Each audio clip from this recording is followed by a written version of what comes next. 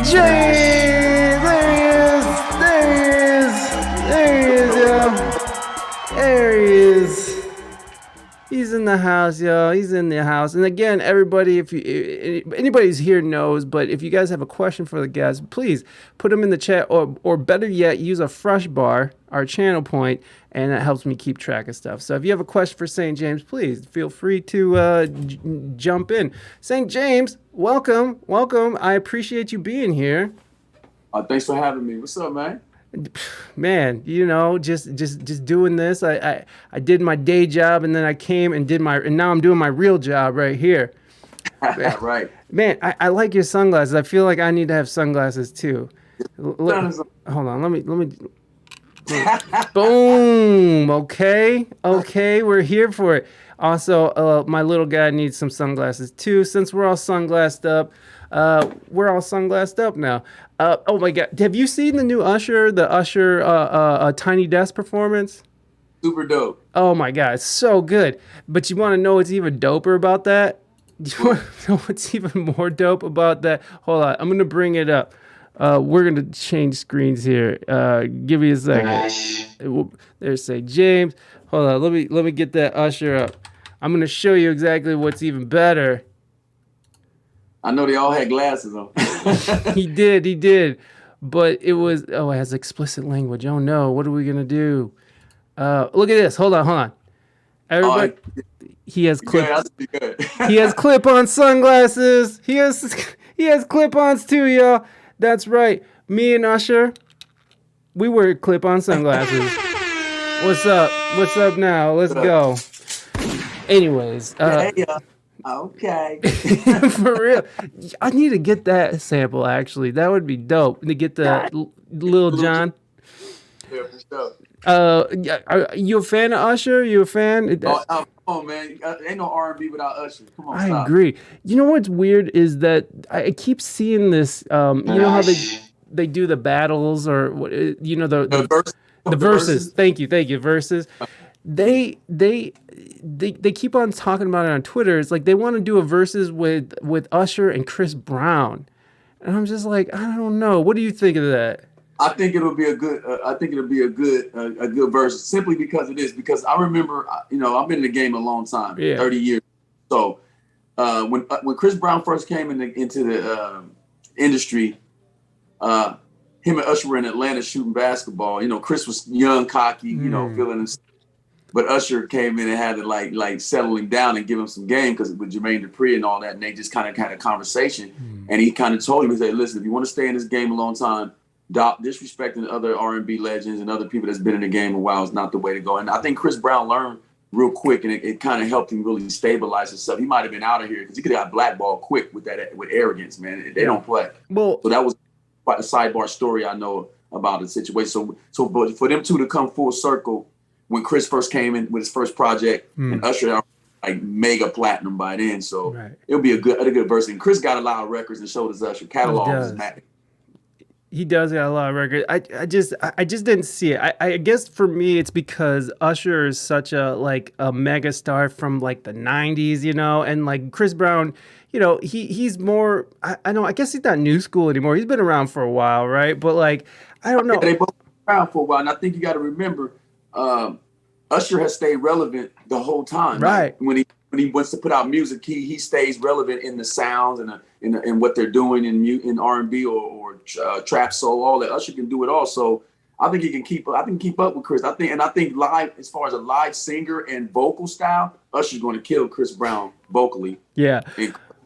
No, yeah, it always amazes me that Chris Brown, he's pretty tall, but he's out there still doing backflips and shit. So it's always awesome to see. But yeah, man, no, Chris Brown has made it through a lot of stuff too. It's really. That's be a super versus, man. I think it'd be super dope. And they need to try to pull that one off. Okay, Reina says Usher debuted in '94 and Chris Brown debuted at 2005. So that's 10 years on them. See, that's why I'm saying, like, I don't see it's just like there's nobody comparable to them two in the R&B game. I mean, you're talking R&B versus, which is what you're gonna put a rapper against a singer. So you guys got to be who's relevant, right? And they both of them are still relevant in the music industry as R&B singers. So I don't see nobody that can compare with Chris Brown. That's in early 2000s, and I don't see nobody from the mid 90s other than R. Kelly that could have rocked with Usher. But we all know what happened with R. Kelly. Yeah, well, a whole nother story, my brother. What do you think about what's going on with that sentence? Listen, I think that I've seen men in the same situation do a far more worse to women and even young children and get less. Wow. So I'm not saying justifying and saying it should be that he shouldn't get the time he got. A jury of his peers made the decision, and it is what it is. So the American justice system, hate it or love it, is what it is. So that part you got to kind of like accept it, but we already know there's a lot of discrepancy and prejudice and racism in the criminal justice system. I don't think a Caucasian man would have got that same sentence or the same treatment. And I think R. Kelly didn't get a fair trial because the media had already crucified him before he even went to trial. Mm-hmm. And it's incredible. It's impossible for anyone across the planet with social media, the constant news cycles, to have not known what was going on or get their own opinion based upon media and those documentaries. Man, it hurt him bad. And that interview with Gayle King really, I think, sealed his coffin, so to speak. Yeah. No. Yeah. I mean, I feel what you're saying on that. I mean. He was found guilty of racketeering and trafficking. So I don't know what, that's tough. That's a tough one. Yeah, real tough. I mean, they put think about those words, racketeering and trafficking. When we think of racketeering and trafficking, we're usually thinking interstate commerce. You're talking like some serious drug trafficking, drugs. Some mobster stuff, right? Right. Yeah. So, but hey, the legal system can make something stick to you if they really want to. That's true.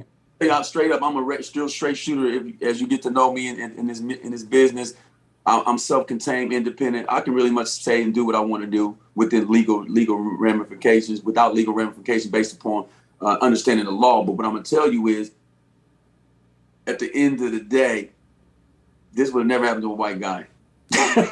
Yeah, Donald Trump. He said Donald Trump.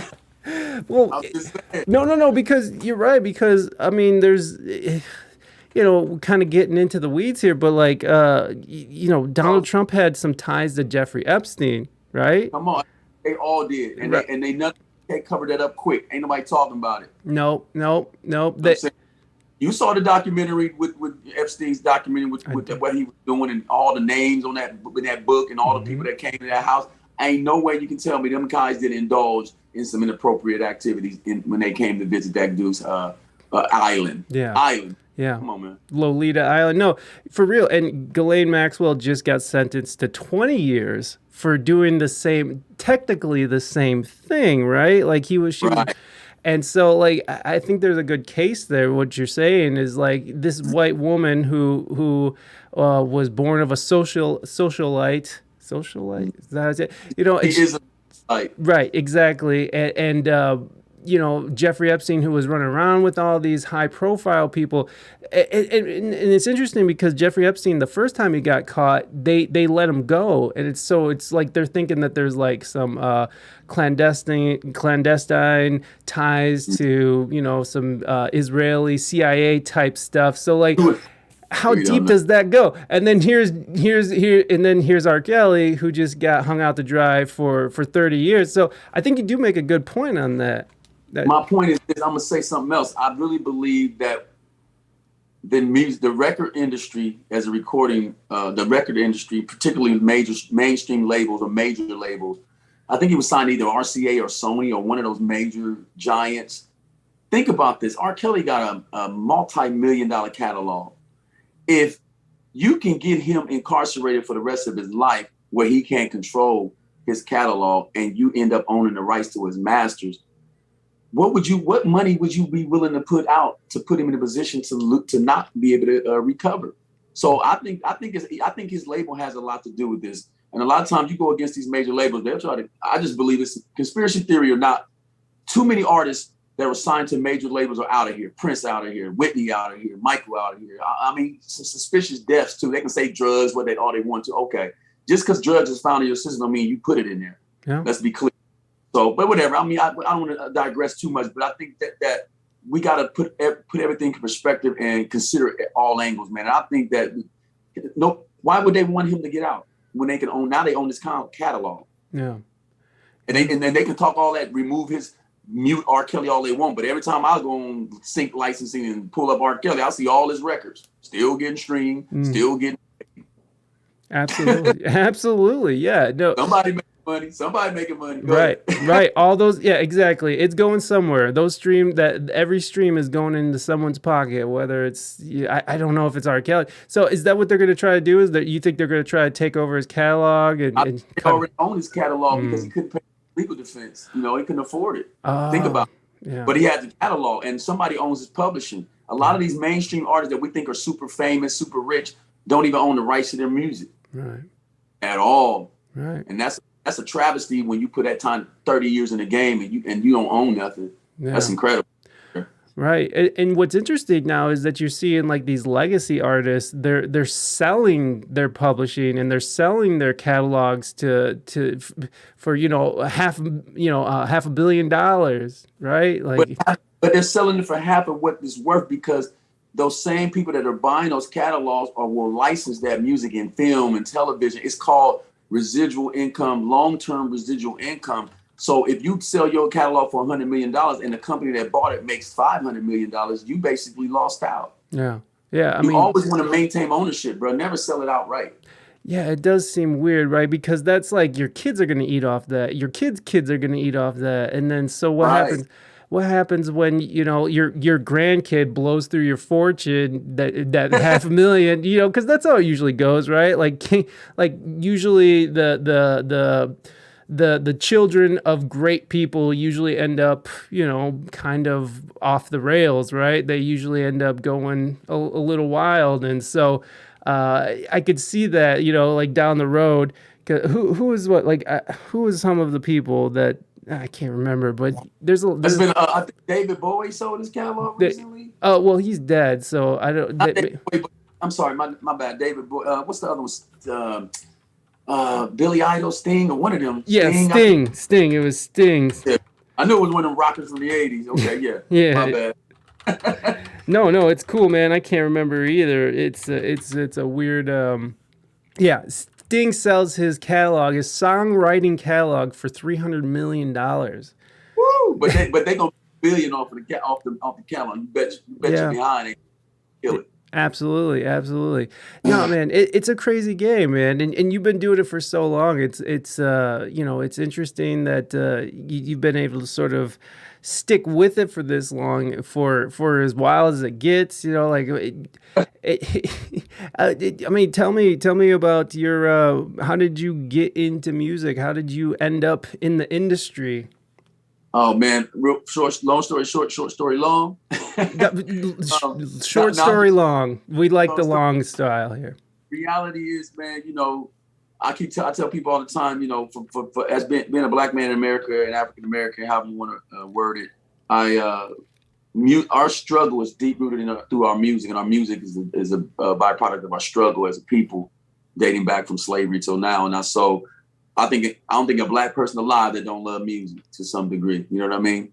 It helped get through a lot of tough moments in our history as a people, our struggles, our challenges, and So with that being said, my grandmother was a gospel singer. And being born in the late 60s for me, I'm 50, almost 55, by the way, and I'm very proud of that. I talk about that openly. Ageism doesn't intimidate me, because there's a lot of people my age that will buy my records, stream my records, and support what I do. So why would I be ashamed of who I am and how old I am? It's ignorant. So, and I'm not trying to be loved by the whole world with this type of stuff that I do. Only those that love what I do. So that I target my demographic, and I keep it moving to stay in my lane and mind my business. You know what I'm saying? So my grandmother taught me about music early on. She's a gospel singer, but bet your butt, Monday through Friday, we was Sam Cooke, James Brown, Otis Redding, Shy Lights, Temptations, Motown all week. Come Sunday, better be ready for Sunday school. You're going to get grabbed by that ear. Right. So then next thing you know, I'm singing as a little kid for our supper. I'm living in the projects and the housing developments in Chicago. That's where I'm born.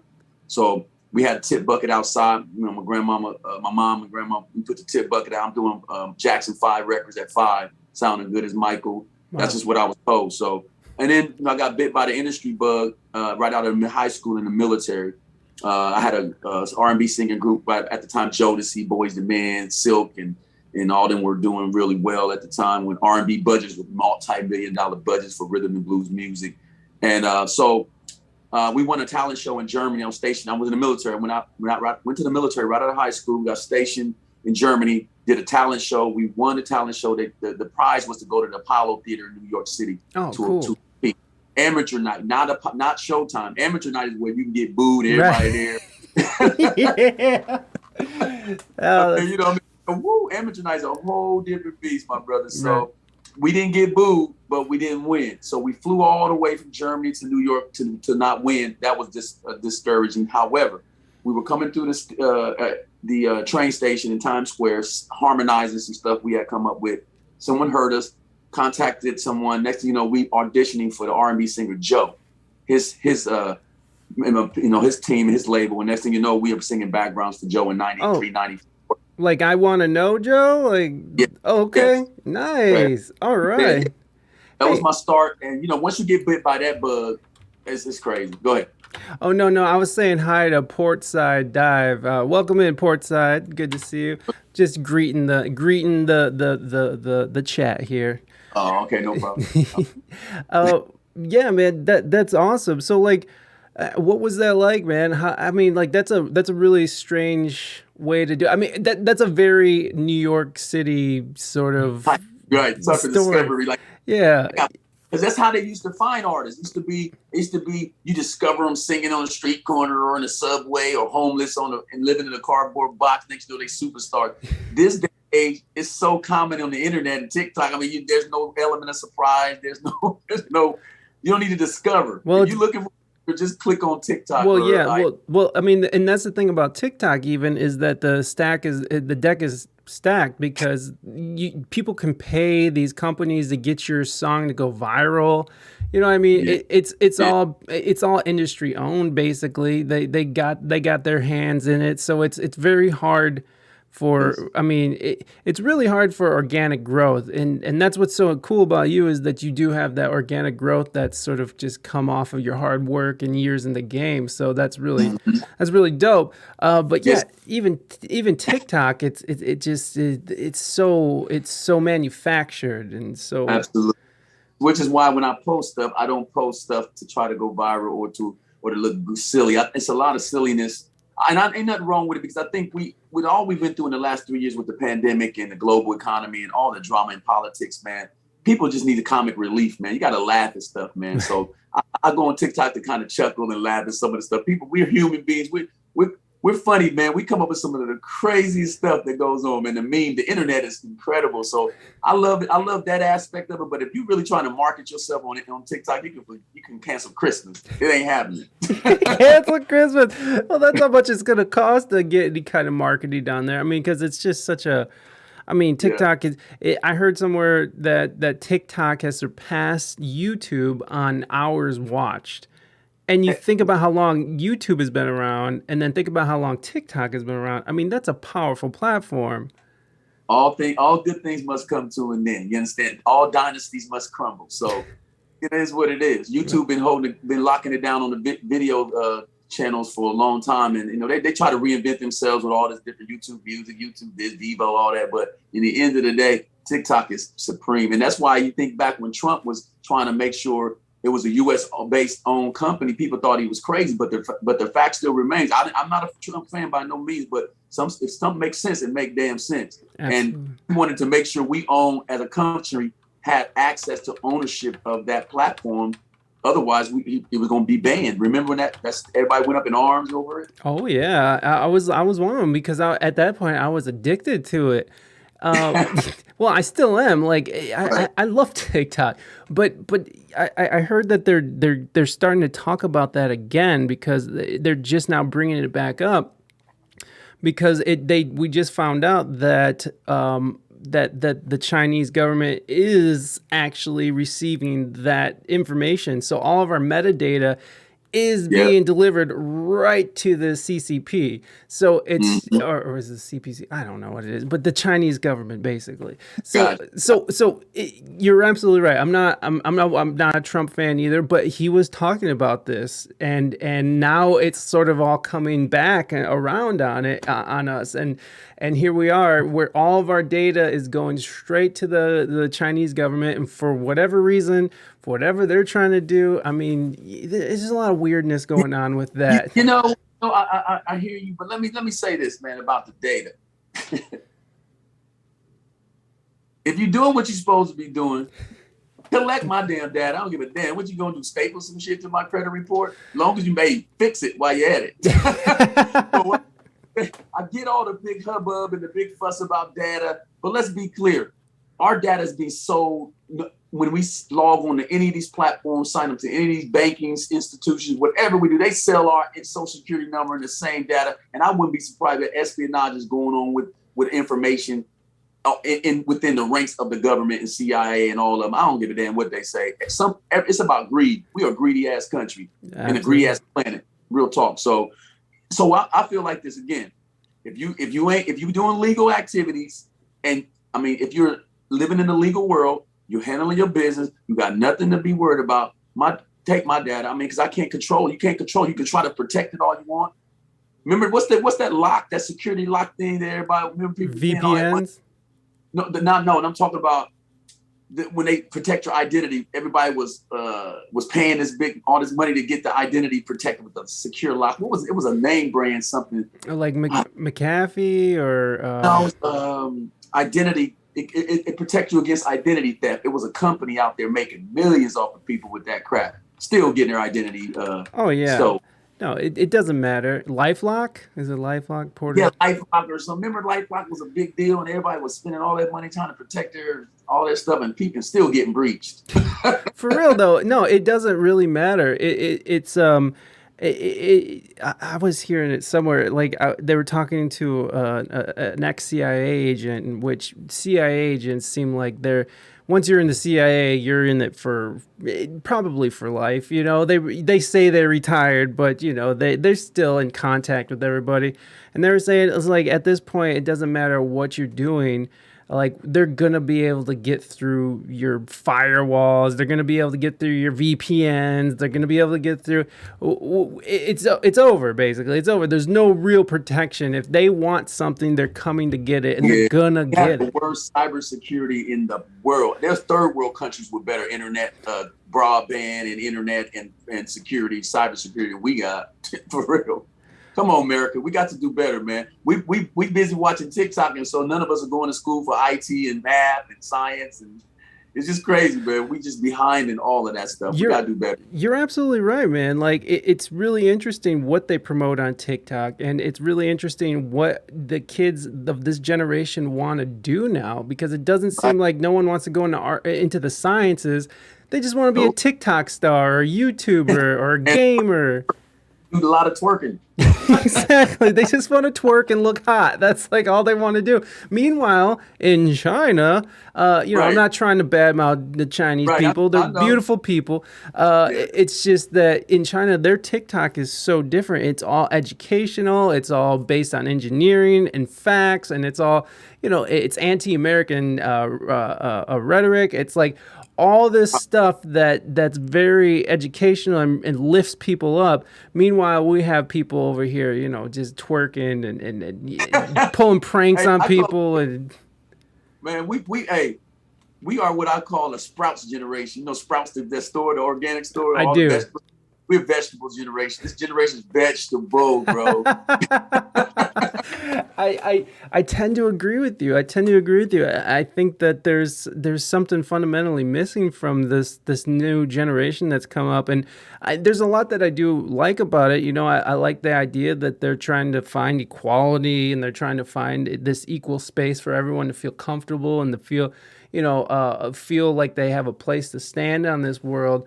But there is something weirdly missing that I don't know, man. There's a disingenuous feeling that's attached to what's going on, because you have a lot of people who are like, who want social justice, but only from the comfort of their own home. on Twitter or TikTok, or just or they're just trying to show moral superiority. You know what I mean? There's something weird about it. Yeah, I think a level of social detachment has occurred. We're not in touch with humanity like we used to be. We don't put the phones down and go outside and enjoy the sun and, walk down, not majorly, like it's not a big deal anymore. Kids used to go outside and play. That would be the highlight of life. Right. Go play football, tag, or flag football or tackle football with my buddies. Let me go jump rope. Let's go to the park. Let's go to the beach. Now it's let's sit around and eat, smoke weed, watch TV and play video games or be on the social media all day. And families are doing it. You at the dinner table, everybody got their phone and eating with the phone, strolling, no conversation, no interaction. And then your social skills deteriorate and you don't even know how to talk to people when you actually when you're not with your phone in your house. You don't know how to act when you go out in public. Yeah. It's just a lot. It's a lot going on that's wrong, but you got to be hopeful for the best that we'll get better, man. We'll turn the corner at some point. May not happen in my lifetime, but maybe yours. Maybe, man. Maybe. I don't know. I don't know, man. I don't have a great outlook, but I have children. I have a child, so like you gotta have some sort of like hope. You know what I mean? Because I don't want him growing up in this weird idea of what I have the future of being. But like it is, you gotta maintain some kind of hope and. I suppose my hope in this next generation is that they're really taking the stigma out of mental health and being able to show emotions and being able to do this. But then again, it goes a little too far, right? Like everybody's all butthurt all the time. You said something that made me mad. Can't say nothing to people these days. But they listen. This generation can call you all kinds of names, and then as soon as you call them one back, you're disrespecting them. I'm thinking, well, wait a minute. Last I checked, you called me an asshole first. Now I don't get to call you one back. Right. Now you're in your 50s. It's just, I can't explain it, man. All I try to do is stay home, mind my business, and be protected and ready to go. Because I'm telling you right now, you don't want to walk around. You don't come to my house. We're going to have some problems. There's going to be some consequences and repercussions. Leave me the hell alone. I feel that, man. No, you're right about that, though. Like, I'm not trying to get too political with anything, but like, this whole abortion thing that's going on. Clarence Thomas he's a black dude who's the Supreme Court, right? And you can find all kinds of stuff on Twitter and TikTok where they're calling him a coon and they're calling him the N-word, and you're saying, and it's all like from these people who are like supposed to be the the generation of tolerance, but yet it's okay for them to be racist towards this man, this black dude, but because he did something that they don't agree with. And whether you agree with abortion or not, that I don't even want to get into that, but it's like it's that weird. There's just no balance. You can't talk. He can't have an opinion. If you have an opinion that you don't agree with, it's okay to be racist now. Like it's just right. You can't be racist unless I don't agree with you, right? Like then you could be racist. But I mean, I don't understand how that even works out. And it's okay. And these social platforms will let that shit ride because it follows a certain narrative, honestly. And it's very confusing. You're absolutely right about that, man. I think the racism card it's never gonna go away, man, because it's so deep rooted, man, and all of it. So it can get better and improve to some degree. All it takes is somebody to spew stupidity and rhetoric to put it right back in a negative position. When Obama was in office for about those 8 years, you started seeing a progressive change in the situation. When he legalized gay marriages, just a lot of prison reform was on the table. I mean, some serious thought about prison reform and the criminal justice system reform, and a lot of other things were being established. I'm not saying Obama was the reason why it happened, but because he couldn't get a lot done because of the House and the Senate was majority Republican. So, it was just to me, he was a lame duck president for 8 years.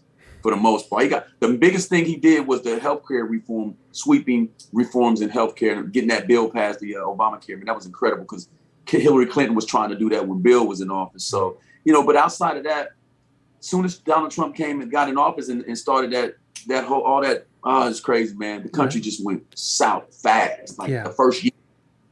I think you're right. I think it was Donald Trump. As soon as Donald Trump, because it really illuminated a lot of people's thoughts and ideas, and he was sort of their megaphone for it. And God, Donald Trump. I really do think that him getting, like, good or bad, man, like, no matter what, how people could see it, like, there's no denying that, like, ever since he came into office, that things have just gotten much worse. It just in social relations, right, between blacks, whites, Mexicans, gays, lesbians, transsexual, like, everything has gotten amplified and everything is worse. There's no there's no talking it through. There's no rationalizing anything. It's all either you're with us, you're against us, and if you're against us, screw you. And everybody's just tribing up, and it's really hard. It's really hard times out here to have conversations, even like this. Right. I'm a liberal. So and I'm independent. I'm not even Democrat or Republican anymore. I'm out. I'm over there. I'm sick of them too. They both, to me, the Democrats and Republicans are in bed together. They play it's theater. They get up there and filibuster and do all that talking and arguing, act like they care. But then they eat and play golf and probably sleep with each other's wives and stuff. I'll say it again. You know what I'm saying? But then they act like they against each other in front of the camera and for theater and stuff. And they laughing all the way to the bank with lobbyists and all of the money that they have, and they're rich as hell. You're supposed to make about $80,000 to $100,000, whatever, as a representative or senator. They're supposed to make all that money, but you got millions of dollars. You own $1 million homes. and got stock portfolios that's bigger than some companies. But you are a representation of the people. So to me, it's a joke, man. Yeah. Bernie Sanders, to me, is still he just his age is his problem now. He's too old now, and it's just he don't have the energy no more. But Bernie Sanders, to me, the stuff he's trying to do, he wants to do. Him and Elizabeth Warren, I think they have the mindset. But you just really don't know, because they all could be involved in it together, because they're politicians. I mean, you just really can't trust politicians. I don't care. They just don't do the right thing. So my point, I'm gonna finish with this and say this: without law and order, this country will be in chaos.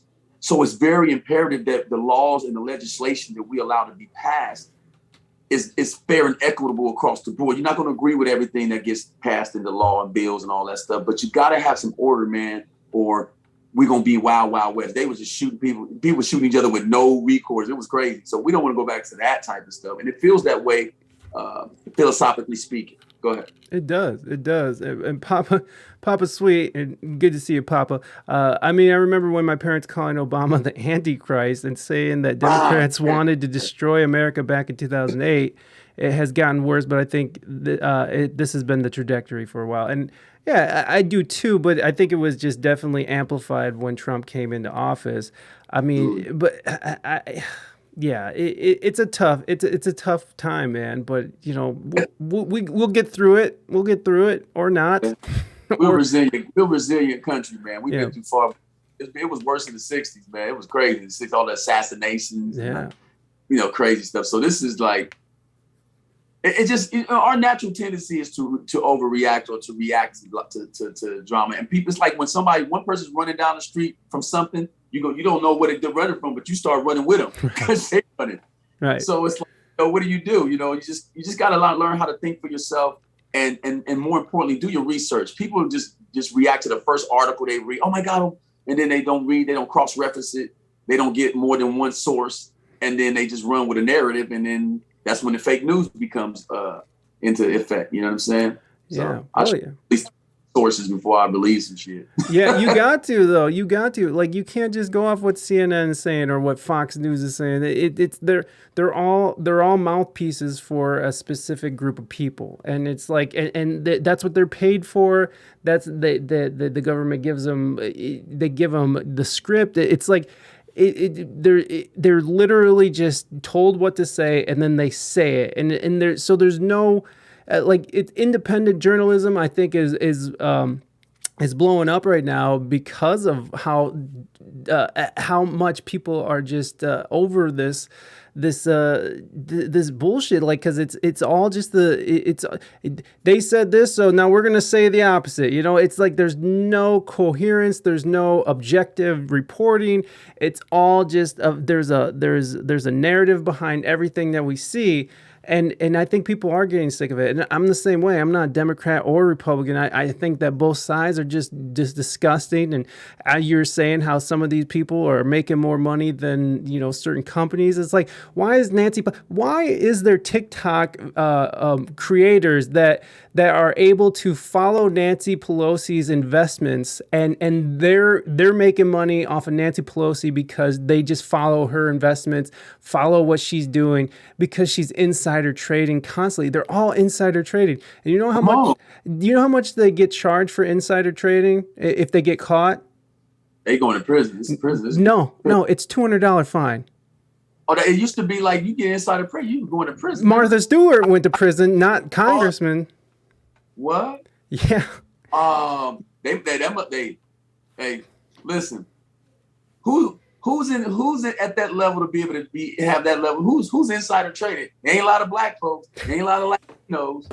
that I can agree with. Nah. Okay. So they always make the law they contort and contort the law to fit their agendas, man, all the time. Yeah. You know what I'm saying? So all I'm trying to do is stay out of prison, bro. Stay out of right, stay out of prison, stay out of debt. Let's just try to get through this, y'all. Real, man, because you can drive your car down the street, get pulled over, and life could be over for a black man in America, or you can just they create new laws to lock people up. I'm telling you, it's crazy. You can't. Yeah. Back in the day, I used to be able to date site. Back in the day, I don't know about you, but back in the days remember for AOL, I know an AOL chat, Yahoo chat, all these date sites back in the day, man. I used to meet people online, and we trade pictures, selfies, and how those things can go from rated G to X real quick after you. Hell yeah. You do that now, you go to prison, you send your penis picture out. You better watch it. For real though. Stop sending them women them little PP pictures. I want to see your little, because you will get in trouble for that, and let one of their kids pick up their phone and see it. No. Oh man. No, I keep all my penises off of all several of them. No, I keep. Yeah, exactly. No, I exactly. No, I do not send that anywhere. Like not again. I'm happily married, so I don't have a reason to be sending them out, and I don't think I would. I'm not comfortable with that in the first place. Like I don't like strip clubs. I don't like any of that stuff. It makes me uncomfortable. Listen, they don't care. It's nothing to get a booty picture and a panty picture or a twerking video or something. You see, I'm on my Instagram. I can't go on Instagram on the main feed without seeing somebody looking like they should be in soft porn movies. But soon as I post a video with a chick in a thong, Facebook don't mute me, man. Like what? Oh yeah, no, it's a weird time, man. Yeah, my Instagram is all big butts and just that's all it is. Big butts and music gear. That's and musicians. Like kind of going back to your story here, like it's such an odd way to get, not odd, but it's such an interesting way to get discovered. You're just harmonizing. How did that, so someone made a call and then you sort of hooked up with JoJo's management? How did that take place? How did you get into that? Well, it was just, like I said, it was a freak meeting. We were just in the coming down the escalator, and we weren't happy, man, losing Apollo, man. Right. We flew a long way. So we just started singing, man, and somebody heard us and asked for the phone number. Next thing you know, we get a call back. This is mid-90s, so we get this call back. And they're like, we have an R&B singer, Joe, R&B singer Joe. He's got a new album out. He needs background singers to go on tour with him. And we think you guys would be a really good fit. So can y'all audition for us? And we were staying with a fellow Army buddy's family, that we knew in Germany. His family let us stay there. It was really great time, man. So next thing you know, we auditioned for him, nailed it. And we went to the studio within the first couple of days, man. And we were in the studio recording records with Joe. And, Joe is a phenomenal vocalist, man, and a great dude, a musician, man, a talented dude. So it was awesome, man. And you know, it didn't work out in the end because the record industry is a very volatile industry. One minute you could be in a studio recording, and some other stuff go down between other people, and you ain't got a deal no more. It's crazy. Yeah. Well, yeah, you know? No. I mean, studios go under. I mean, management changes. A new president comes in, and they're just like, they want to make their mark. They want to leave their legacy. And sometimes people don't make the cutting room floor. So, you know, things change. So did you end up going on tour with Joe then? Yeah, well, we rehearsed a few times and did some studio work. And then, you know, Joe had some management stuff go down. You know, I don't want to get into his business. That's his business. But at the time, we were signed to the same management company as Joe. So Joe changed managers. I think Joe at the time might have been dating his manager at the time. And so, you know how that go. You put your wee-wee in your wallet, man. That just always don't go well. So your wee-wee in your wallet. So we ended up, because we were signed to the same management company, when that fell apart, they didn't want us working with Joe. So it was that's what I recall. That it was a while back. That's a long time ago, but I do recall that being the case, man. It was just interpersonal stuff went down between him and his team, his management. We were signed to the same management company. They didn't want us to go rock with Joe after Joe parted ways with them. And that wasn't even we didn't see it coming, man. It was crazy. Oh man, that sucks. How old were you at this time? I want to say 22, maybe. Dang. I'm 55 almost now, so that was a long time ago, brother. Hey, it happens. Fresh out the military, man. They actually let us out the military to pursue this music career, man. It was like we were right at the height of the downsizing after the Gulf War. Back in the early 90s, and when Kuwait and the Gulf War and all that went down with Bush and all that stuff. So we were allowed to get out because they were downsizing. We had too many troops and not enough military budget. They let us out with a severance package, man. We went buck wild when we got home, though. We haven't been in the United States for like 4 years.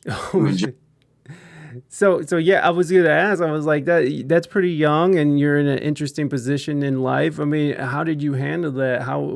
Where were you at, and what were you guys doing? Were you guys partying, or were you guys like staying focused? Like, how did that work out?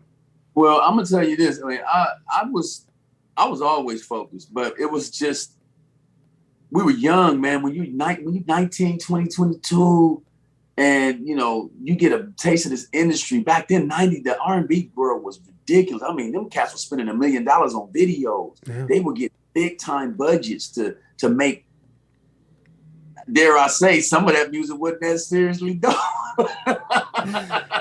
If I go back and listen to some, you can hear some of that stuff. When you listen to it today, you're like, it's good music, but they were pitchy. We didn't have auto-tune. When auto-tune to keep you on key and pitch back then, you think the same shit. So, and then you go back, and some of that music ain't that super dope as they trying to say it is. I'm just being real with you. I love 90s R&B, but so, you know, but it was an interesting time because it was so much money being tossed around. So we wanted a chunk of it. And so, you know, you get signed and you singing backgrounds to Joe and in the studio, you think you done made it. At our age, you know, we arrogant, cocky, you know, not focused, inner group arguing, hate, you know, jealousy. It's just goofy stuff, man. Going back, man, if I go back in a time machine, I'd slap the shit out of all of us. Oh man, yeah, isn't that what youth is, right? Snap out of that. I would go back and slap the shit out of myself, at least myself. I for real, bro. Yeah. I would definitely smack myself and check myself and do it differently. But you live and you learn. Yeah, absolutely. So then where did you guys go then from there? Where did you go from you get dropped from Joe and you guys are arguing with each other? Man, we just disbanded, and some of us stayed. A couple of guys stayed in New Jersey, and we were in New Jersey, New York, and they stayed working, man. Some of them had some success with Brownstone and some other groups. They were working with some other groups. We were all good songwriters. You know, we were just being developed. You got to remember, back then they were still developing artists, taking a stylist, you know, voice vocal lessons, speech work if you needed it, how to etiquette, how to be an artist. You know, now no one's being developed. That's why when they get live, they can't sing real live. They don't know how to talk on interviews. Just clueless, man, because there's no one spending the money and time to develop them, like the labels and stuff. So it was a depressing time for me, man. I was heartbroken, bro, because I had really been chasing this dream. I wanted it my whole life. And even at my age, man, getting to where I'm at now, up to 2010, I wanted to still be super famous in the music business and be an R&B star. I did. And then I had a different approach after 2010. Because the whole industry shifted around 2005 with the streaming from the CDs and the MP3s and the downloads, and then of course the deals stopped coming. A lot of R&B artists started singing pop records, trying to compete with the Justin Timberlakes of the world and stuff. You know, it was just a tough time for R&B. So after that, I took a break from it. 7 years I walked away from music for 7 years. Didn't sing a note, didn't watch nothing. I went on social media, didn't do nothing about music. Just took a break from it. And then I've always loved it. And I came back 2017 is when I picked it back up after 2010. By 2017, I went back to the studio to touch up one song. And that's, it turned into a 3-song. Then it was an EP. Then it was an album, double album. Now it's a 100-song catalog. And 58 million organic streams later. And hit record, #1 indie soul records. And I'm independent, man. I love the power I have as an independent artist. So it's been a great journey, man. And I don't live in regrets much. And so I don't really regret anything I experienced. Just think other artists just gotta learn how to believe in themselves, man. That's all. What were you doing? So what did you do when in that 7 years of downtime? How were you staying busy? I just smoked hella weed. Watch YouTube. yeah, you watch TV. You know what I'm saying. I grew weed. I'm just keeping it real with you, bro. Hey. That's why I should grow weed back out here in California. You know, Cali is like I call them the OG of the 420 movement. California. You know, we started this thing. Even though I'm originally from Chicago, but I've been out here about 16 years. So Cali's home. Yeah. And I just kind of like chill, man, and have babies, just grandbabies, just doing what everybody else do, procreating and minding my damn business. And and then the woman in my life at the time, she used to me being a stay-home, chill kind of dude. She had access. I picked up this music, man. Let me just say right now, that's what you should have told me. That song is all about. I had to tell the truth, man, because I did all that for 7 years. Gave her a great life, did all that stuff, man, and here we are. 11 years later, a beautiful son, and it's like I have 6 children, by the way, and 7 grandchildren. So wow. I'm G Diddy though. Ain't no grandpa shit. I don't play that. G Diddy. You know what I'm saying? Yo, my wife's mom, my mother-in-law is the same way. She's like, do not come at. My mom is the same way. My mom is like, you call me Mama Grande because she's Mexican, and then my wife's mom is like, don't be calling me grandma. So she's G Mac. She's G Mac. Yeah, exactly. We ain't ready. We ain't 65, 70 yet. So. Yeah, they ain't fucking around. They are not with it. So, but I feel you though, man. It's fair enough. Fair enough. You gotta go with what you're comfortable with, and that's an awesome name, by the way, G Diddy. It's like, hey, G Diddy. That's beautiful though, man. Like 6 kids. That's awesome. One of them is bound to take care of you, right? When you can't take care of yourself. I don't know, man. I don't know what generation. Your generation is different, but my generation is like, the women in my generation are possessive, like territorial. They don't want a co-parent. They want the super S on the chest so they can say I'm single. The S stands for single mom, not superwoman. Okay, I see. But my thing is, you don't have to be a single mother when you got a willing, involved father. The problem is a lot of women, in my experience, in my life and what I went through was just they wanted control of how I fathered my child. You don't get to tell me how to father the child that I created. Hell, you think you are? I don't tell you how to raise the kid. So if we're not co-parenting, we don't live together, we're not in a relationship. I'm going to have my style of how I parent and rear, and you're going to have your style of how you parent and rear. And if we can have sex and make a baby, we should be able to have the common sense to raise it. Yeah, no, I agree with that, man. You gotta have, especially if a father is involved in the life of the children, and like, because it's one thing if the father is like, or even the mother, if they're off doing their own thing and they just sort of forget and abandon everybody, you know.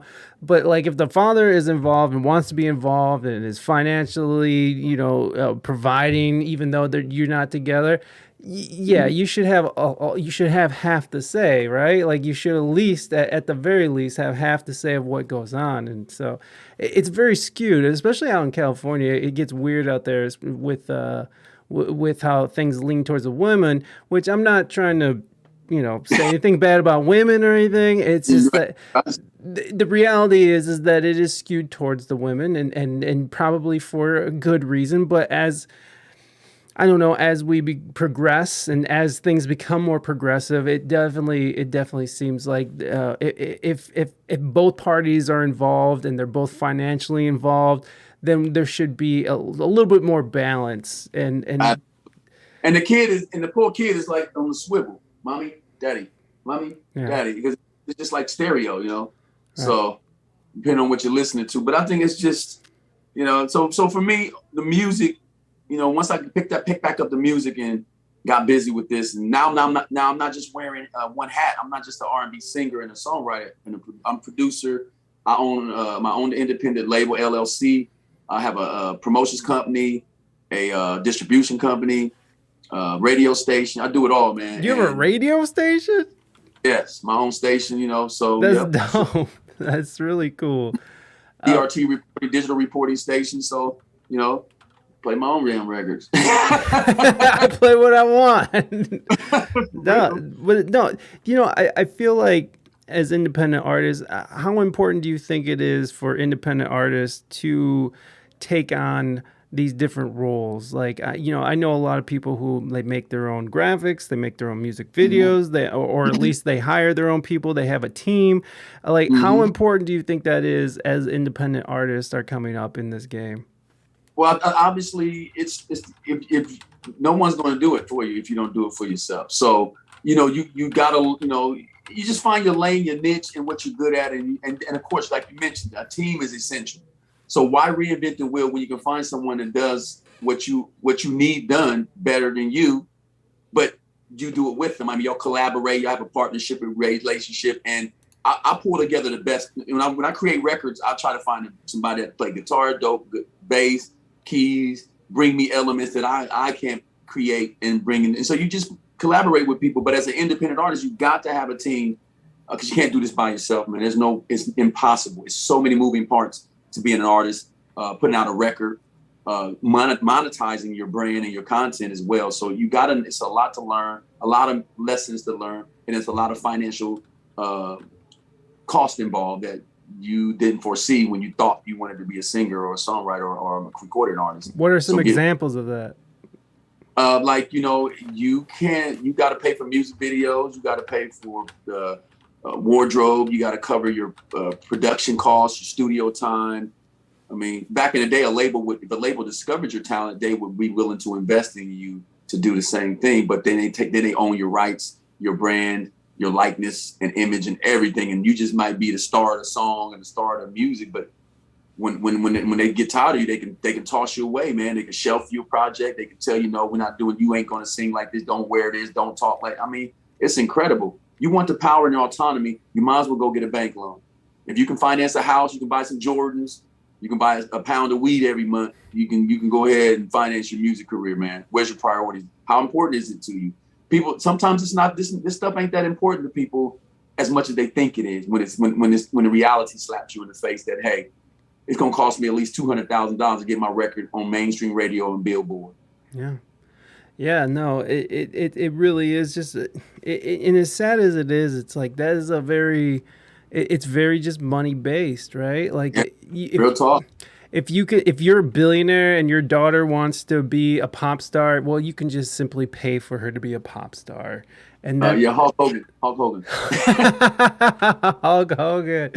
Oh man, no, and it's weird too because I was just hearing about that in the literary world where, people will release a book and then they'll go out and buy their own book. These rich people who write books, they'll go out and buy their own books. They'll buy 100,000 copies just so they can get on the New York Times bestseller list. And I was like, that's a thing? It is just like, that's how it is everywhere, I guess.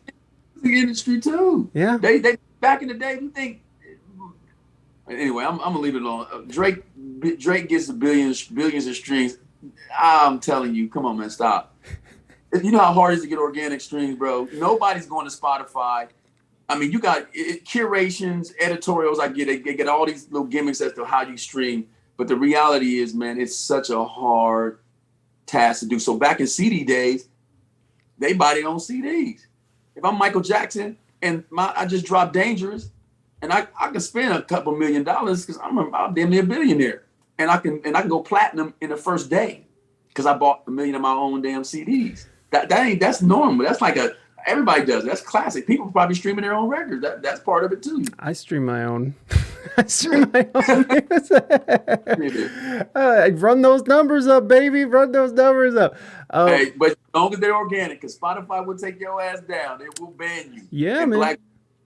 If they fake bots, that's what I'm saying. You can't bot up on these platforms no more. These cats was paying for plays and botting and stuff, and they probably think I'm botting. But now I'm telling you right now, can't bot, man. You will get your stuff. I got too many records out to be botting right now. So I've been busting my tail on promotions and marketing, man. Really grinding. So I'm excited about the traction, the rhythm and blues that I'm putting out is starting to get. So and I'm humble, man. I don't have no grand thoughts of anything more than bringing good, solid music and quality content to what I do until I get tired of doing it. Hey, we got a raid coming in. We have another streamer that brought their people over. What is up, Zippy Zipper? Welcome, everybody. What's up, Chris Silent L. Cox? Bring it in, buddy. Good to see y'all. Thank you so much for raiding over. We're talking to St. Jaimz. He's an independent R&B artist, singer, songwriter, record label owner, radio station owner. Does it all. Marketing mastermind. Welcome in, everybody.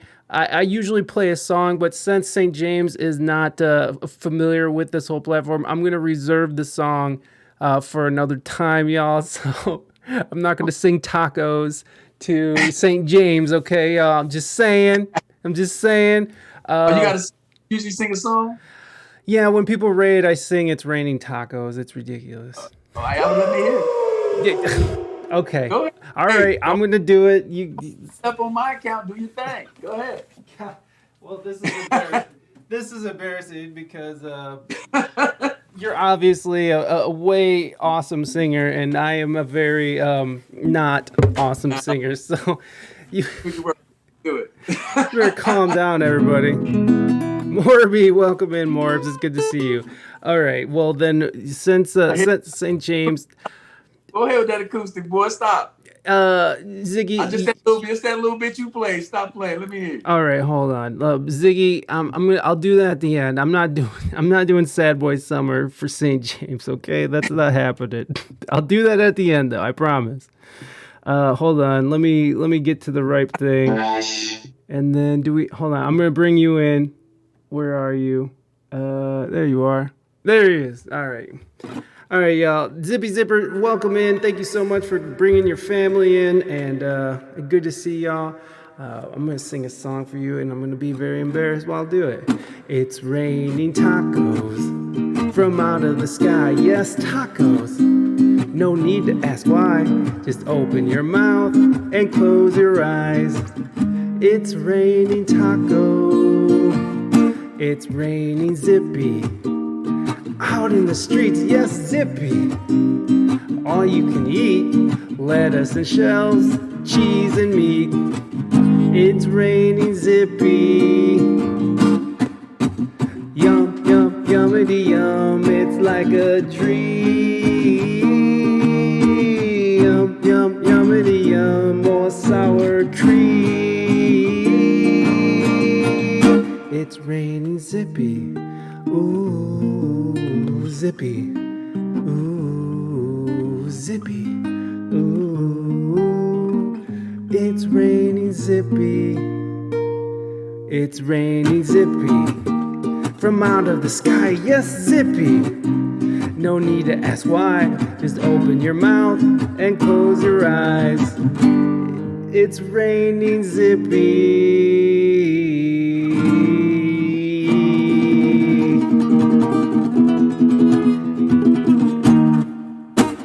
Thank you, Zippy, for that. And there, I did that. Okay, we're done with that shit. Only Cats, thank you so much for that follow and welcome in, y'all. I appreciate y'all. Thank you guys. And for anybody that doesn't know, my name is Mike. This is We Speak English Good channel. We do music podcasts. We cover music news. We do performances and all that good stuff. And thank you guys so much for dropping those Pride tacos. And Zippy, thank you for your tacos. And anyways, I liked it. I was dope. Okay. All right. I like music, so you had me with the guitar. So you did the thing where like you play some bad notes on the guitar. So I think it was solid. The guitar work was really impressive to me. Well, I appreciate that. I'm not a singer. I don't got much to say. I only know how to play. So that's where I stand. But anyways, getting back to it, I'm curious. I mean, you got such a great numbers on your Spotify and stuff. What are some of the marketing plans that you do to achieve what you are achieving right now? Just consistency. When I post, I don't post anything that doesn't have sound or movement. You know, people will scroll past a still picture quick. Right.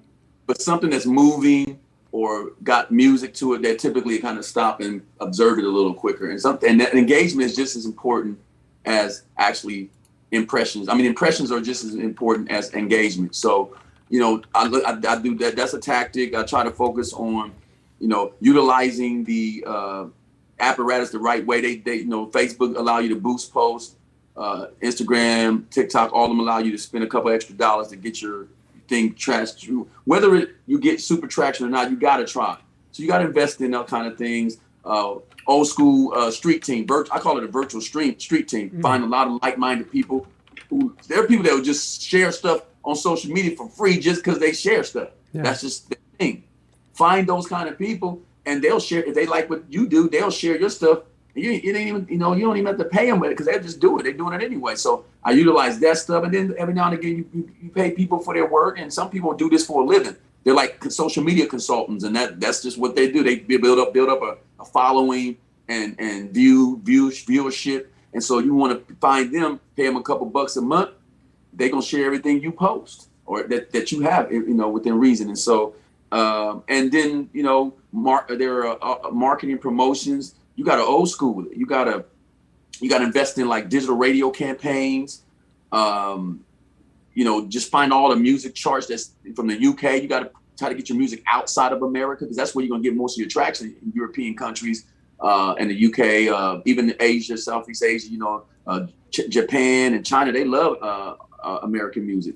You know, that's just a big market for it. And of course, in England, goes without saying. You've had some success overseas, haven't you? Yep, a lot of success over in Europe. Absolutely.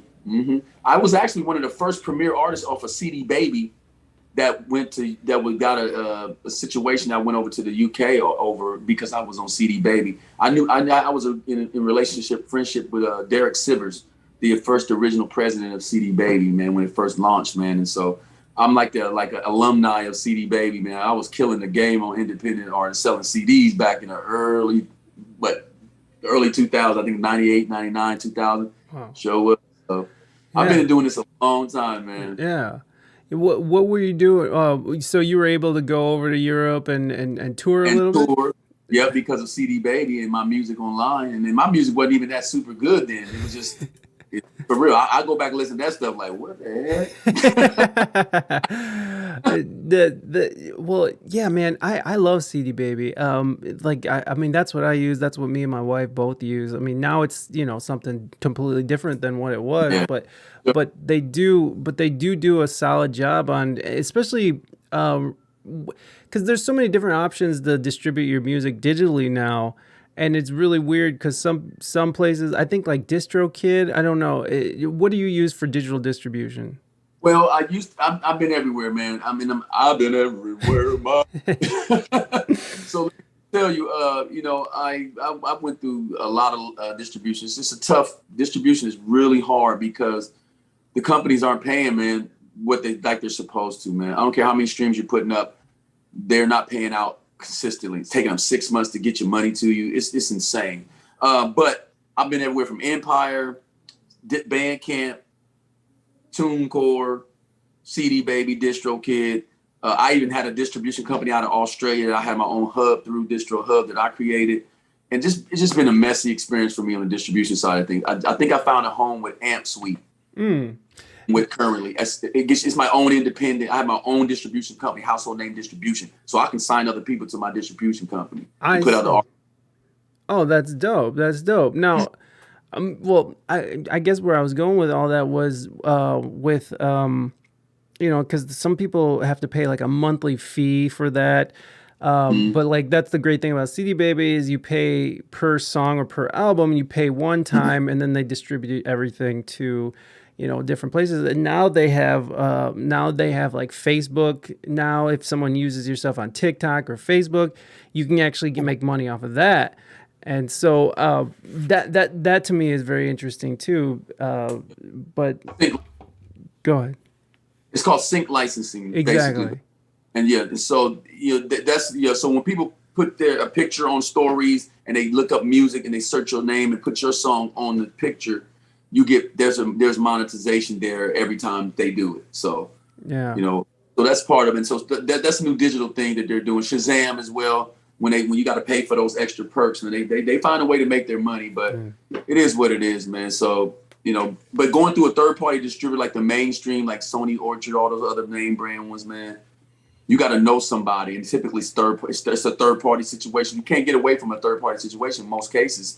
So even if you go with a mainstream distributor, somebody's got to know the mainstream distributor, and then you go through that somebody to get to the mainstream distributor. Trying to get a direct distribution is tough. It's nails.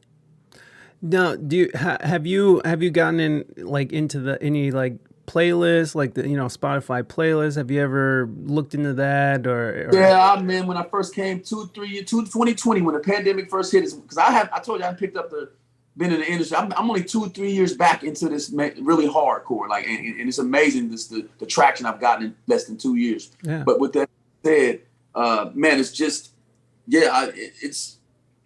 it's crazy, man. It's been a crazy experience with this since 2020. With what I had to do to get to. Hey, man, let me just say something. I smoke weed. Can you repeat the question?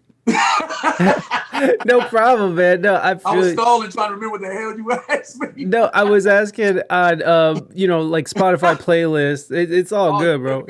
I spent thousands of dollars my first year, thousands, bro, in playlisting. It was a scam, bro. Straight up. I mean, listen, $500, $1,500, $2,000 to get on playlists, and then you might be number 70 out of 100 records, but you on the bottom. So if I'm giving you that kind of money, my record's only going to spin so many streams per 24-hour period off of that playlist of 100 songs.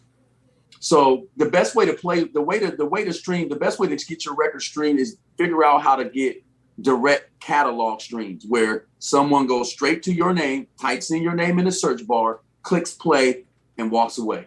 Anything else is a tedious, expensive process. Yeah. Editorials, curators, all that stuff, and they're all making money, and half of those people work for the company. It's crazy, man.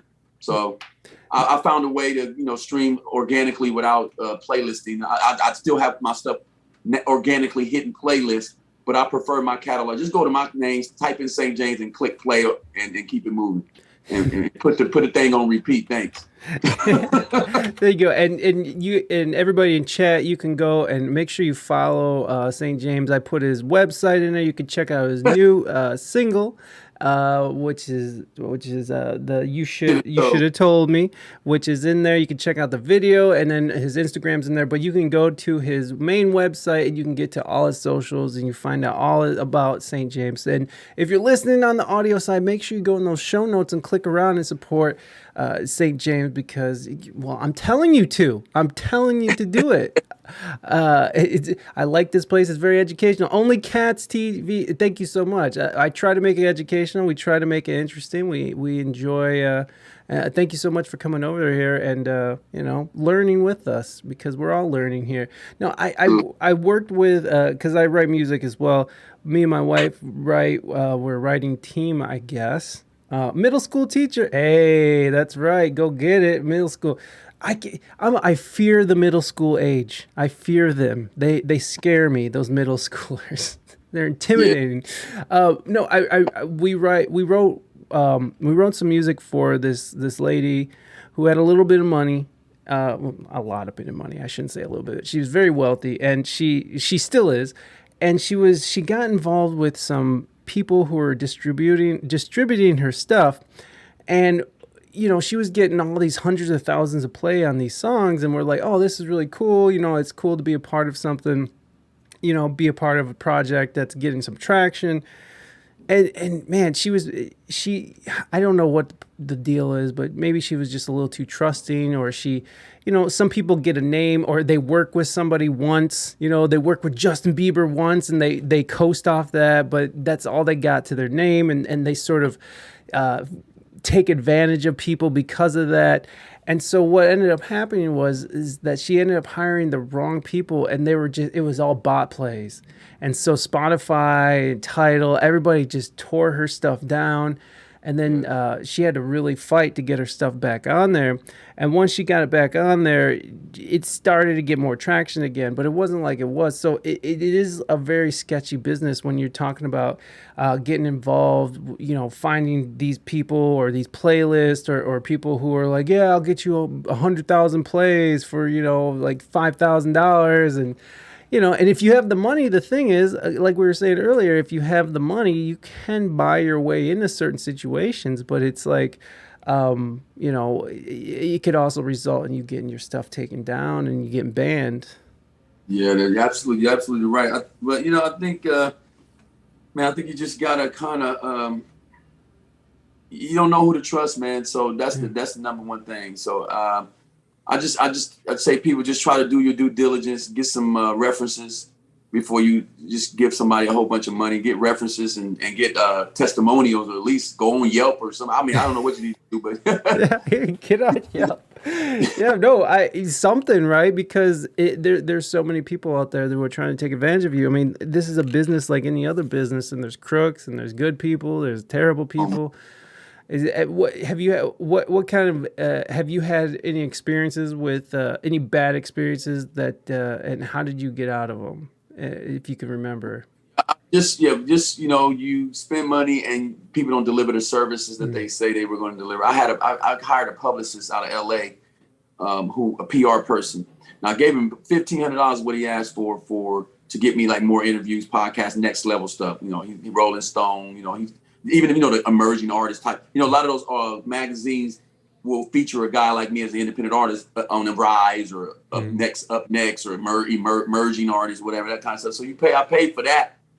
Within the first month, I never got anything established from him. I remember, I'm giving you money. I need something to be happening for the money I already gave you.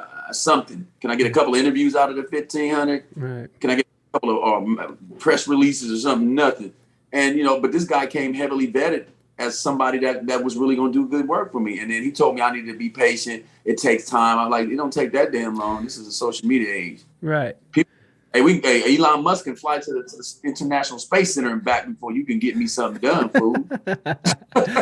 Right. No, that's what sucks about this business, is that it's hard to trust people. And that's probably what drove you into just doing most of it, taking it on for yourself, I imagine. Yep. And just finding the right people that, it's trial and error. I mean, I have other artists that are signed to my label in partnerships. And I just recently went through a messy situation with someone using my records without my permission. Like, actually trying to shoot a video and wasn't even an artist on the song. But they were like really doing the Milli Vanilli on the joint. People are crazy out there. The dude was trying to shoot the video with the song. and say it was him singing on it, and didn't care that he was going to be having to lip sync the song. It's incredible. Like, what is wrong with you, people? Whoa, that is protected. First of all, copyright everything. ECO.gov. Those that know how to copyright your stuff legally, ECO.gov. You can copyright up to 10 songs for one price instead of one price per song. People don't. And then you put all the songs in, and then of course all my stuff is registered through my performance rights organization, which is BMI at this point, and it protects your performance royalties. See, people think performance royalties is copyrighted. It ain't. So when you register your song with BMI, I'm giving you a game real quick. Whenever you perform that song anywhere, I don't care if it's a bar mitzvah, a picnic, a bowling alley karaoke spot, if you singing your own music somewhere, anywhere, and you have proof that you sang it, you go into BMI Live, register, upload the information, the date and the time, and you will get performance royalties for singing that. So if you out here singing your stuff and you're not registering with your performance rights agency, ISCAP, BMI, CSAC, that you sang at somebody's birthday party at or nightclub or something, you're not getting your royalties. You're sitting on money right now and don't even. What? Man, that me and my wife have been out here playing her songs all over the place. So go back and find all your flyers and pluggers that you perform these songs at. All you gotta do is this retroactive. You just go there and you fill out a claim. It's BMI Live if you're with BMI. So if you guys are with BMI, go to BMI Live, or ASCAP has the same thing. And then basically you go in there and you type in where you perform, what date, and that's it. And they will verify it, and then they'll pay you royalties for it. And if you do a lot of that, then people eat like that, man. Performance. That's why it's called a performance rights organization. Performance. Wow. And so is it eco.copyright.gov? Is that what you're saying? ECO.gov, electronic copyright office.gov. Okay, hold on. So that's how you take your song. See, listen, it's not let me type up the lyric sheet. You can still do publish your works and books, because you can go through that and do your books and publish your written work too. But as a recording artist, all you need is the rough demo version of the song that you want to eventually polish up and put out. That's good enough to upload as an MP3 into the portal, and it protects your music. Wow. So that's all you gotta do. It's really simple, man. People make it complicated, but that's how you protect your button. If you think about the industry, nobody gets in trouble for stealing your songs, sampling your stuff. They say they do, but copyright infringement is what you get in trouble for in the music business, because it's a federal offense. Anything else is all entertainment law is a joke to me, because them lawyers ain't gonna get you your money. I don't care. People you can sign a million dope ass contract with somebody. It don't mean nothing if they want to screw you, unless you are in violation of copyright infringement. That's the only thing in the music industry that will land you in prison. Wow. That's crazy. That's crazy. So yeah, no, okay. So one of the chat went out and they Googled it, and it's eco.copyright.gov. Yeah. Okay. Well, the copyright, and you type in eco.gov, it'll redirect you. That's how. Okay. Yeah, give them the accurate information to do their thing. Yeah. This is kind of what it is. Yeah, you go in and you sign up, and you got a sign up process. It's a little tedious process, but once you're in, it's the best way to protect everything you do. And then once you finish uploading everything and click and you pay the fee, they will send you a certificate with the symbol and a raised print and a seal. It's a certificate, copyright certificate. That's exactly the portal right there. So you got to sign up and register and everything first, then you can start registering works. Okay, there it is. Okay, so yeah, thank you for sharing that information, man, because like I've always wondered, and I always thought that once you get it in CD Baby and once it's in there, that it's copywritten and you're ready to go. No, and that is what that does is protect your intellectual property. So what that does is, like, if you're in a studio session and you go live, it's timestamps the song and the idea when you do it. So if you ever had to argue with somebody, that was my melody or my idea, and you got some proof that it's your intellectual property, and that's all it does. And then when you load it up on these digital distribution platforms, it's only protects your intellectual property. But if you don't have that song protected copyright, and you want to like submit it to a movie or film, that's the first thing they want to know. Where's the copyright documentation for this song? Because you get sued. And one song in a movie soundtrack that's not properly vetted can derail a whole film and postpone production and everything. Shut it down. They would shut it down. Wow. If you don't handle. So when you submit these records for placements in these TV shows and these movies, and you don't own the music, and you know damn well it ain't your song, and you can mess up everything, man. People be ready to beat you up over that kind of stuff, man. Them directors and them producers and executives, man, they don't play. Yeah, yeah, man. Things can get really sticky really quickly. Yes, sir. I'm just still blown away about that. So wait a second. I'm curious if you like. So my wife performs on Twitch all the time, which on this platform, and so she streams out to people. Moving Dutchman, thank you so much for that gifted sub to Chris Silent L Cox. Thank you, my friend. 103 gift subs. You're just amazing. Hold on, we gotta give some love to Moving Dutchman, the angry white guy from Europe. Hold on. What is it? Go MD. Okay, here you go, Moving Dutchman. Hello, Moving Dutchman. This is Gandalf. Thank you for all that you do for this channel, and always remember, a Moving Dutchman is never late, nor early, but arrives precisely when he means to. Moving Dutchman, you know I love you, baby. Thank you so much for that gifted sub. Welcome in. Moving Dutchman, you better calm down. You better calm down with those gifted subs. Thank you so much for gifting Only Cats TV. I appreciate that. TTTV, I should say. So kind of getting back to what I was asking. So does that count then? If she's performing on Twitch, can she go back to her BMI or ASCAP and register as live performances? You know, I don't know about that particular in terms of the social media platforms as if that's applicable, but I would venture to say more likely than not, or there's some level of compensation or monetization for that. But I think it's more venue based, just to be. But to me, if I'm you, go onto the BMI site, BMI Live, and review the terms and what they cover, and it pretty much is self-explanatory. Probably break it down. So just sign into your regular BMI account, and then when you click into the top. Matter of fact, when you click onto the top of it, it'll say BMI Live. It gives you the option of BMI Live in your main dashboard. You'll see BMI Live, and you gotta register and log into that too. But you log into BMI Live using your same login and password to your main account, I believe. All right. If you log. Live. I'm just doing things now. Okay, so all good. Do it on hands on, baby. I like it. So get paid for live performances with BMI. So right here, y'all, this is where it's at.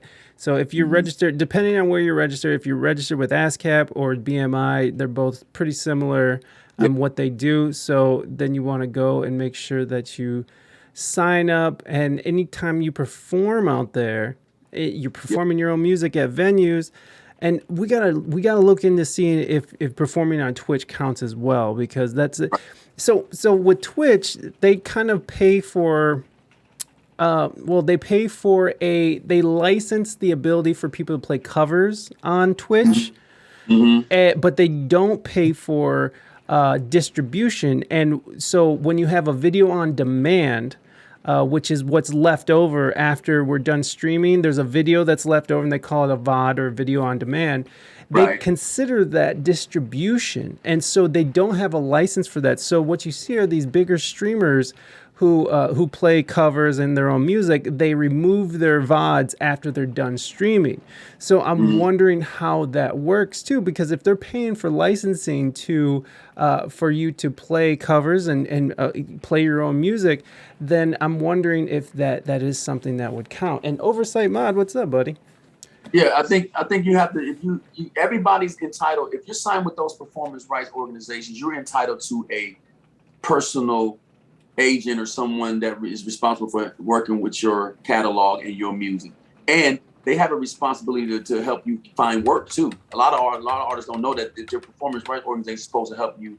It's supposed to help you get your music placed and do a lot of other things. The problem is people don't know that, so they get off not having to work hard, man. They sit up there just making money and not even working at that like they should, because artists don't know they can call up the BMI and say, hey, this is my 100-song catalog.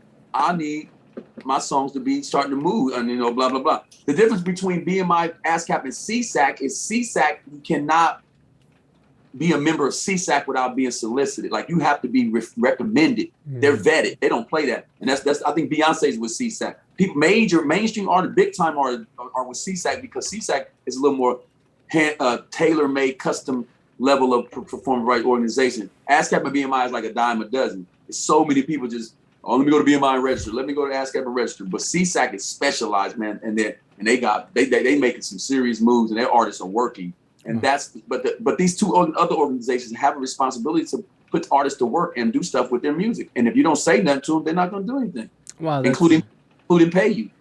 Including pay you. We have a question from the chat. Would you ever go back and re-release or reproduce earlier stuff that you've done in the past?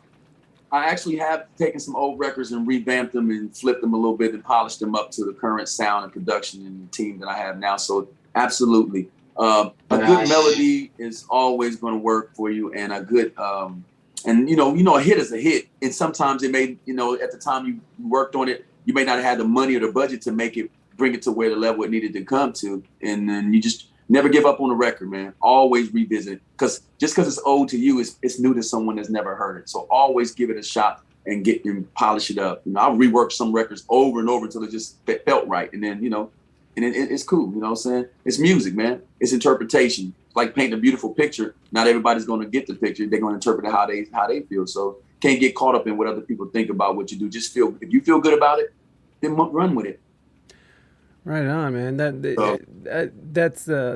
good. That's good stuff right there. We should play your new song. How about that? Is that cool? Yes, sir. Hey, I have a studio session in about 30 minutes. So after this, I'm a bail out on the situation. No problem, man.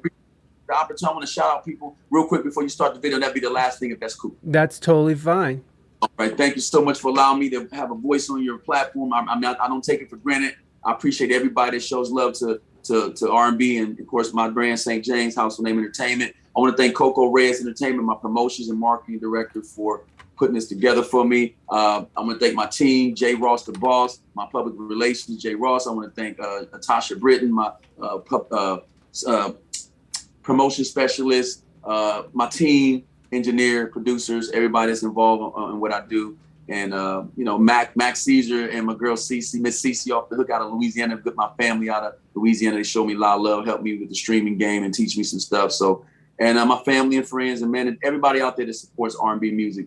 And if you don't share this music and the stuff that we do, we can't get the traction we need. You guys have to share it. This doesn't take much to hit the arrow or like an emoji something, man. Come on, y'all. Y'all got to do a little bit better, man. This music doesn't move as an independent artist if people don't share it. Yeah. Thank you. Step it up, everybody. Step it up. You heard the man. Step in the name of love. I mean, my bad. All right. St. Jaimz, thank you so much for coming on.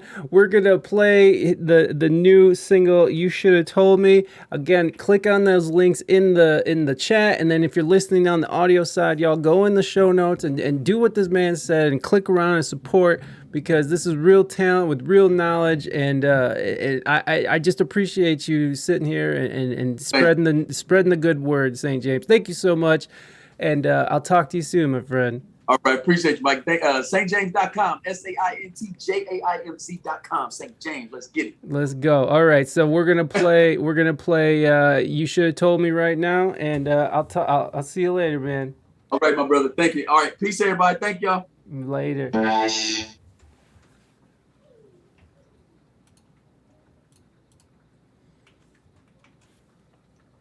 Oh.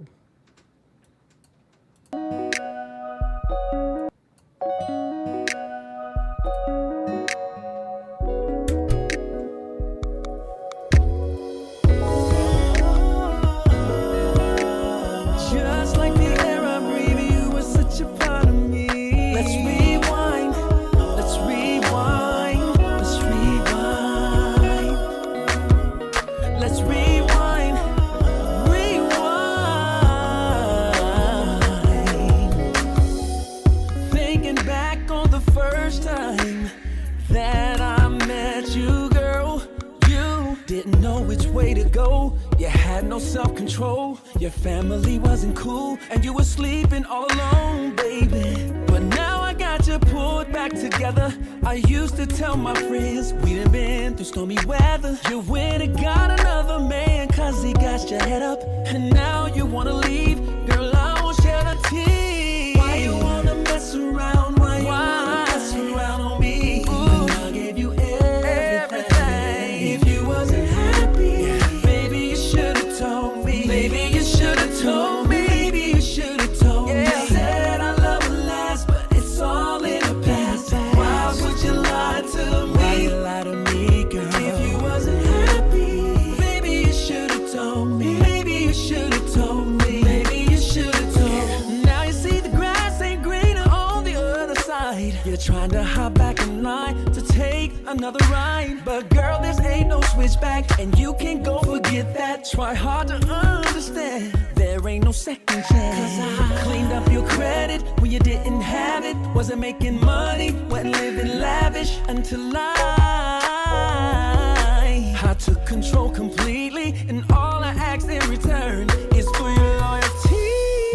Do you really love me, baby? I know you said you love me, Do you love me like but if you say did, do? how could you go and do something like this to me after everything I've done for you? And I mean everything. Ooh, did you really love me, baby?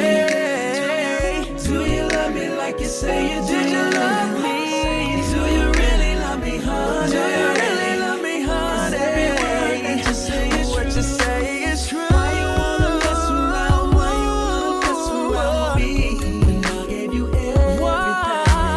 If you wasn't happy, maybe you should've told me. Maybe you should've told me. Maybe you should've told me. Said I love will last, but it's all in the past. Why would you lie to me? Why would you lie to me? If you wasn't happy, maybe you should've told me. Maybe you should've told me. You should've told me. Why you wanna mess around? Why you wanna mess around on me? Do you love me like you say you do? If you wasn't really love me, maybe you should've told me. Maybe every word that you say, maybe you should've told me. Let's rewind. 20 shots on the clock. Oh snap! We went right into